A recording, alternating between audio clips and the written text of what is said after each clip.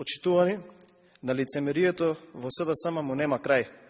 Ја повикуваме министерката Шекеринска да не се крие позади колегите пратеници од власта и конечно да признае и да прифати дека предлог законот за служба во армијата на Република Македонија не е добро законско решение, бидејќи потенцирам не е во интерес на војниците и персоналот на армијата на Република Македонија.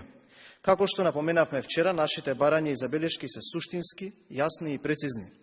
Пратеничката група на ВМРО, ДПМН и коалицијата преку амандмани бара подобрување на условите за пензионирање и давање на можност на активниот воен и цивилен персонал во армијата да му престане работниот однос по сила на закон со остварување на право на пензија со навршување на 40 години стаж или со навршување на 55 години возраст. Со предлогот на Шекеринска ова не е предвидено и оттука по автоматизам се губи смислата и потребата од бенефицираниот стаж.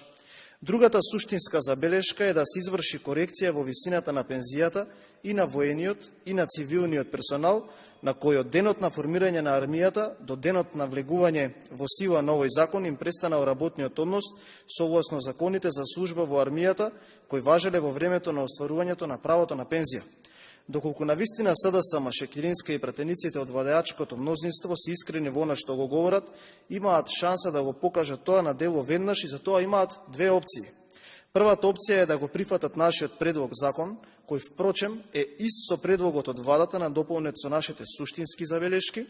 и втората опција е да ги прифатат нашите суштински амандмани и уште денес, да се закаже седница и сите заедно да го донесеме ова законско решение.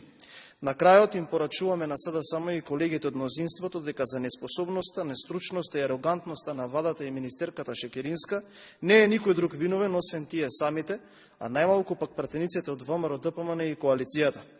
Се додека тоа тие не го разберат, ќе тонат во сопствената кал и безидејност, а последиците ќе ги трпат сите граѓани на Република Македонија. Ви благодарам. Доколку имате прашања, повелете.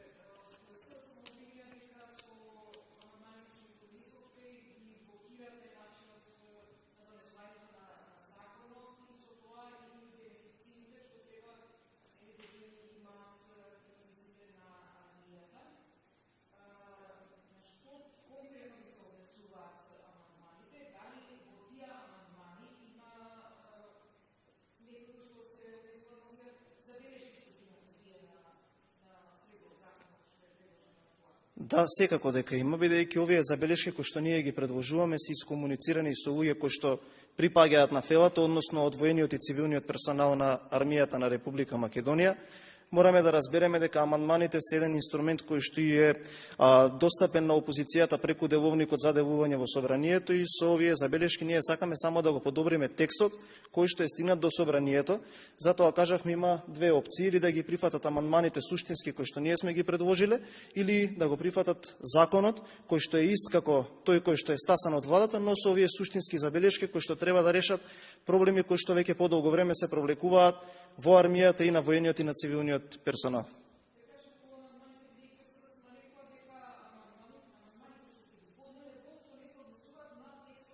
Не е точно, како што кажав,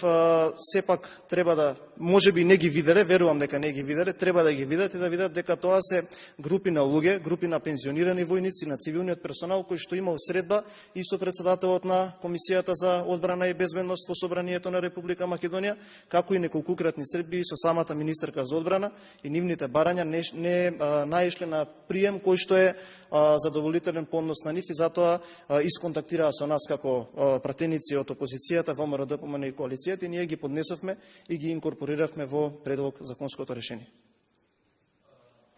Покрај законот за служба во АРМ остануваат да висат уште неколку законски решенија во собранието. Повторно деновиве се актуализира прашањето и околу клиничкиот центар, до каде е процедурата, бидејќи сепак за тоа начално беше договорено и на лидерската меѓу Заев и Мицкоски. Тука би го повторил ставот кој што го кажа председателот Христијан Мицкоски во јавноста, дека сметам дека е недоволно, односно не е коректно да поддржиме закон кој што доаѓа без проекти со студија од 30 на страници, а кој што е задолжување од половина милијарда евра на влада која што е рангирана на 111-тото место на индексот на корупција по Transparency International. Тоа е нешто кое што бара сериозен пристап, тоа е нешто кое што бара веќе изготвен проект и тоа е нешто кое што за самата локација која што се предлага, до самата локација треба да има урбанизација како и целосна комунална мрежа. На таа локација нема ништо и апсолутно сметаме дека доколку има сериозен пристап и проект, тогаш ние би поддржале проект како што и ние го предложивме пред јавноста. Ваков предложен проект сметам дека не заслужува поддршка, особено по параметрите кои што ги набравив. Ви благодарам.